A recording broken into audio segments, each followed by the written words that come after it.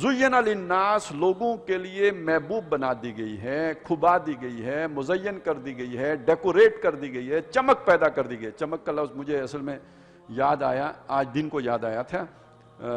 عدالتوں کے بارے میں 1993 میں جب بے نظیر کے خلاف فیصلہ کیا گیا تھا، نہیں بلکہ نواز شریف کے حق میں کیا گیا، اس کی حکومت توڑی گئی اسمبلیاں، تو نسیم حسن شاہ نے وہ صدارتی جو فیصلہ تھا اس کو کالعدم قرار دے دیا تھا۔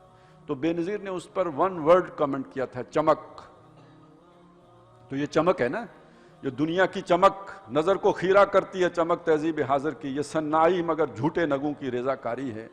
تو یہ چمک جو ہے ان چیزوں میں اللہ نے رکھ دی، چمک رکھ دی، کشش رکھ دی، اٹریکٹیو بنا دیا، مزین کر دیا، ڈیکوریٹ کر دیا، جو بھی آپ اس کا مطلب لیں۔ زُيِّنَ لِلنَّاسِ لوگوں کے لیے مزین کر دیا گیا، حب الشہوات من النساء عورتوں کی شہوت کی محبت، والبنین اور بیٹوں کی محبت، والقناطیر المقنطرہ اور ڈھیروں مال جمع کرنے کی محبت، من الذہب والفضہ سونے اور چاندی کی صورت میں، والخیل المسومہ اور نشان زدہ گھوڑے، آج کے دور میں مرسیڈیز سمجھے نا، اس دور میں جن بڑے اعلیٰ نسل کے جو گھوڑے تھے، والانعام اور چوپائے، والحرث اور کھیتی باڑی، یہ ساری چیزیں وہ ہیں جو لوگوں کے لیے بڑی چمک رکھتی، ان پر لوگ مر مٹتے ہیں، اور یہ انہیں اپنی طرف ایسے اٹریکٹ کر لیتی ہیں کہ وہ اللہ کو بھول جاتے ہیں، آخرت کو بھول جاتے ہیں، ان میں ڈوب جاتے ہیں۔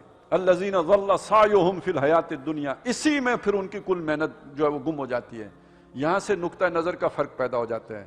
ایک وہ لوگ ہیں کہ جو دنیا میں ڈوبے ہوئے ہیں، دوسرے وہ لوگ ہیں جو آخرت کے متمنی ہیں، ان کی سوچ اور ان کی سوچ اور، اختلاف پیدا ہو گیا۔ اس سے جو پورا ایک اخلاق کا نظام بنا، ان کا اخلاق کا نظام اور ہے، ان کا اخلاق کا نظام اور ہے، اس سے ایک ٹکراؤ پیدا ہوا جو جنگ پر منتج ہوا۔ جنگ کی وجہ یہ بنتی ہے، لڑائی کا سبب یہ بنتا ہے، جو حق اور باطل کی لڑائی ہے وہ اس بنیاد پر ہوتی ہے۔ باقی ایک لڑائی اور ہوتی ہے کہ کسی جگہ پہ دولت ہے، میں چاہتا ہوں میں حاصل کروں، آپ چاہتے ہیں آپ حاصل کریں، اب اس پر بھی لڑائی ہو جاتی ہے۔ تو دنیا میں جنگ عظیم اول کس لیے ہوئی تھی؟ حق و باطل کے لیے ہوئی تھی یا اس ارج ٹو پوزس کے تحت ہوئی تھی؟ میں قبضہ کر لوں۔ یہ اسکندر اعظم نے جو دنیا فتح کی تو وہ کس جذبے کے تحت کی؟ حل من مزید، مجھے زیادہ سے زیادہ مل جائے، زیادہ سے زیادہ علاقہ قبضہ کر لوں، زیادہ علاقے پہ میری حکمرانی قائم ہو جائے، زیادہ علاقے کا مال و اسباب جو ہے وہ میرے خزانے میں جمع ہو۔ تو دنیا میں جنگیں اس لیے بھی ہوتی ہیں۔ اور ابھی جو جنگیں کھڑی ہیں سر پہ اور ہونے بلکہ شروع ہیں اور آگے بھی ہونی ہیں، تو یہ بھی سمجھ لیجئے کہ یہ بھی دنیا کے اسباب جمع کرنے کے لیے ہوں گی نا۔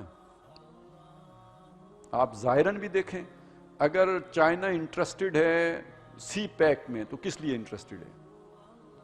اگر امریکہ اس کو کنٹین کرنا چاہتا ہے تو کس لیے کنٹین کرنا چاہتا ہے؟ اگر مشرق وسطیٰ میں روس اپنا انفلوئنس چاہتا ہے تو کیوں چاہتا ہے؟ اور امریکہ اور نیٹو اپنا انفلوئنس چاہتے ہیں تو کیوں چاہتے ہیں؟ یہی چیزیں نا، مال و دولت دنیا ہے، اس کے لیے چاہتے ہیں۔ کسی نے وہاں کسی کو رستہ چاہیے تو کسی نے پائپ لائن گزارنی ہے، کسی کو تیل چاہیے، کسی کو سونا چاہیے۔ اب یہ والی جب جنگ ہوتی ہے تو اس میں مسلمان کا کردار کیا ہونا چاہیے؟ حدیث میں آیا ہے نا، یہ جو آخری دور کی جنگیں ہوں گی تو فرات سے سونے کا پہاڑ نکلے گا، اس پر لوگ لڑیں گے۔ آپ اسے فی الحال تیل پر قیاس کر لیجئے، اس پر لوگ لڑیں گے۔ تو لوگ لڑیں گے، ہر ایک کا گمان یہ ہوگا کہ میں اس کو حاصل کر لوں گا، 100 میں سے 99 مارے جائیں گے، کسی کو نہیں ملے گا۔ ٹھیک ہو گیا جی؟ اور مسلمانوں کو یہ کہا گیا کہ آپ نے اس جنگ میں حصہ نہیں لینا ہے۔ تو اب روس اور یوکرین لڑیں، ٹھیک ہے، اور کل روس اور شام لڑیں۔ یہ جب تک مال و دولت کی جنگ ہے، یہ حق و باطل کی جنگ نہیں ہے، اس میں ہمارا کوئی کام نہیں ہے۔ یہ نقطہ سمجھ لیں کہ دنیا میں اختلاف کی بنیاد، دنیا میں لڑائی جھگڑے کی بنیاد یہ چیز بنتی ہے، لیکن حق و باطل کی بنیاد یہ تب ہوتی ہے جب اس دنیا کے محبت کرنے والے لوگوں کا ٹکراؤ آخرت سے محبت کرنے والے لوگوں کے ساتھ ہوتا ہے، تو وہ تو حق و باطل کی بات ہوتی ہے۔ لیکن دنیا ہی سے محبت کرنے والے دو گروہ جب آپس میں ٹکراتے ہیں زیادہ سے زیادہ دنیا سمیٹنے کے لیے، تو اس سے ان اہل حق کو لا تعلق رہنا چاہیے، اس میں ان کا کوئی کنٹریبیوشن نہیں ہونا چاہیے، نہ اس طرف نہ اس طرف۔